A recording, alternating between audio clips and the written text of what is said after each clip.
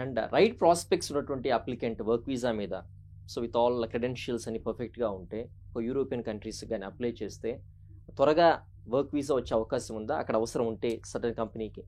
All European countries it takes, if it is emergency it takes only 1 month. Emergency కాకుండా due ప్రాసెస్లో చేస్తే 3 monthsలో ఏ దేశానికైనా వర్క్ వీసా వచ్చాలి. 39 కంట్రీస్ ఇన్ యూరప్. నార్త్ అమెరికాలో అమెరికా, కెనడా ఉన్నాయి. మెక్సికో నార్త్ అమెరికా కాదు, మెక్సికో ఈ సెంట్రల్ అమెరికా, మిగతా సౌత్ అమెరికా ఉన్నాయి. ఈ దేశాలు పేద దేశాలు కాబట్టి ఆ దేశాలకు ఎవరు వెళ్ళట్లేదు. మీరు ఫ్రాన్సు, స్పెయిను, యూకే, బెల్జియం ఈ దేశాలకు వెళ్ళినప్పుడు జాగ్రత్త ఉండాలి. మీకు జాతి మత విద్వేషాలు ఉంటాయి, అది చూసుకోవాలి, దేంట్లో ఇన్వాల్వ్ అవ్వకూడదు. తర్వాత వీసాలో ఎక్కడ కూడా 3 నెలల్లోనే ఇవ్వాలి. 3 నెలలు దాటిందంటే మోసం జరిగిందనే అర్థం. ఖచ్చితంగా 3 నెలలు దాటిపోతే మోసం జరిగింది.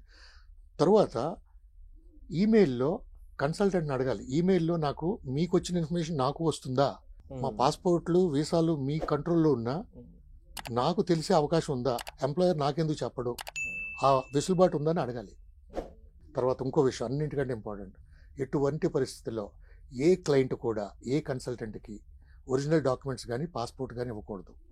పాస్పోర్ట్ రూల్ ఏంటంటే మన ఇండియాలో సిటిజన్షిప్ కార్డు లేదు, ఆధార్ కార్డు పూర్తి సిటిజన్షిప్ కార్డు కాదు, అలాగే ఓటర్ ఐడి పూర్తి సిటిజన్షిప్ కాదు, అలాగే పాస్పోర్ట్ కూడా యాక్చువల్లీ సిటిజన్షిప్ కార్డు కాదు.